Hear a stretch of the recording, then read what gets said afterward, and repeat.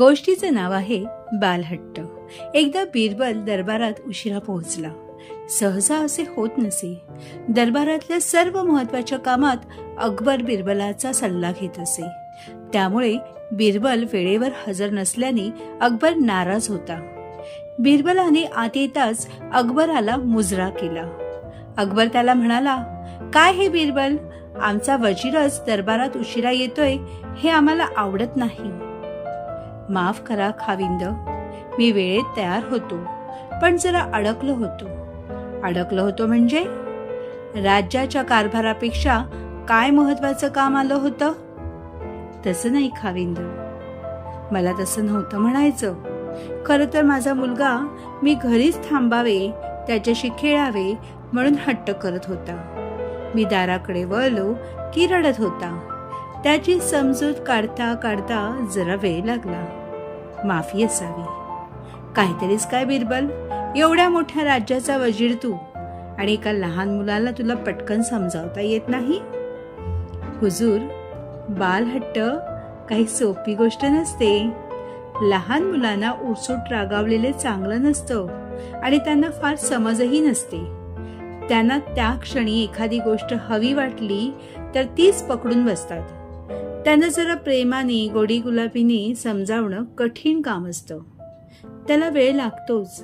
मला त्यात काही अवघड वाटत नाही बिरबल, तू पराचा कावळा करतो आहेस। तुम्ही काही वेळ मुलांसोबत घालवल्यावर तुम्हाला नक्की पटेल खाविंद।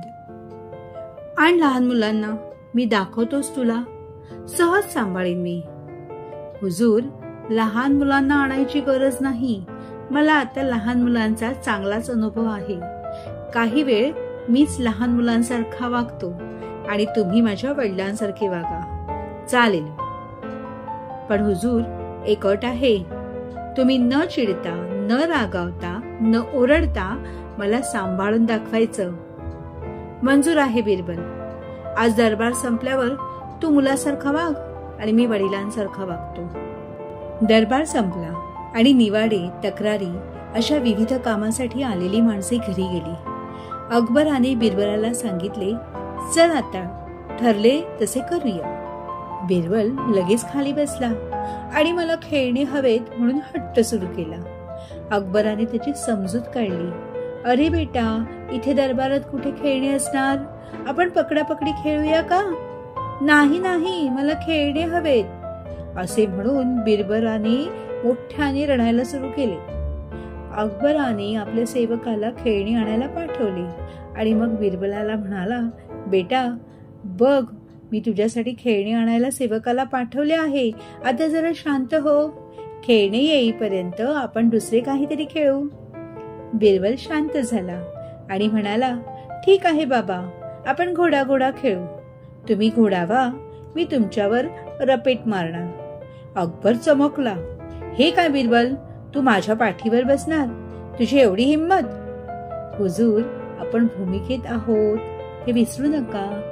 मुले आपल्या बाबांशी घोडा खेळतच असतात। तुम्हाला नसेल खेळायचे तर तुम्ही हरलात म्हणून कबूल करा।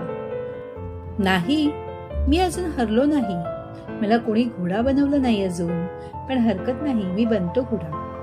अकबर खाली बसला आणि वाकून घोडा झाला। बिरबल त्याच्या पाठीवर बसून फिरून आला। अकबराचं अंग अवघडलं। सेवक खेळणे घेऊन आला। बिरबल त्या खेळण्याशी काही वेळ खेळला। अकबराला वाटले आता झाले। तेवढ्यात बिरबलाने मला भूक लागली म्हणून भोकाड पसरले। अकबराने त्याच्यासाठी खायला मागवले, पण तो खायला ऊस हवा म्हणून रडायला लागला। अकबराने सेवकाला पाठवून ऊसाच्या कांड्या मागवल्या।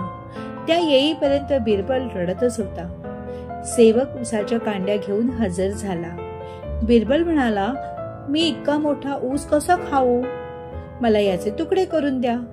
सेवकाने त्याचे छोटे तुकडे केले। परत बिरबल रडायला लागला। फार छोटे तुकडे केले, मला थोडे मोठे तुकडे हवे होते। अकबराने बिरबलाला सांगितले, काही होत नाही बेटा, आपण दुसरी कांडी घेऊन तिचे थोडे मोठे तुकडे करू, मग झालं ना? बिरबल म्हणाला, नाही नाही, मला दुसरी कांडी नाही, याच कांडीचे थोडे मोठे तुकडे हवे होते। अकबराने समजावून सुद्धा बिरबल ऐकेना। आता अकबराची सहनशक्ती संपली. तो ओरडला, बिरबल, बस झाला हा वाह्यतपणा. आता शांत हो, नाही तर चाबकाचे फटके देईन. बिरबल रडायचं थांबला आणि लगेच नेहमीच्या आवाजात अकबराला म्हणाला, पाहिलंत खावीन, मुलांना सांभाळणं एवढं सोपं नसतं.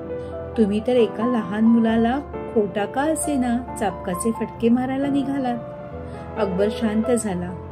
बरोबर आहे बिरबल, मला वाटलं तेवढं हे सोपं नाही. आता हे खेळणी आणि ऊस घरी घेऊन जा तुझ्या मुलासाठी. त्याच्या बाबाला आम्ही दरबाराच्या कामात अडकवून ठेवतो म्हणून. आम्हाला तुझी आजची अडचण समजली, पण तरीही दरबारात पुन्हा उशीर करू नकोस. आपल्या खाजगी कारणासाठी प्रजेला खोळंबून ठेवणे बरोबर नाही. आपल्या मुलाशी जरा लवकर खेळ आणि दरबाराच्या वेळेच्या आधी त्याची समजूत काढून लवकर निघत जा. बिरबलानेही ते मान्य केले आणि अकबराचा निरोप घेऊन घरी गेला. धन्यवाद.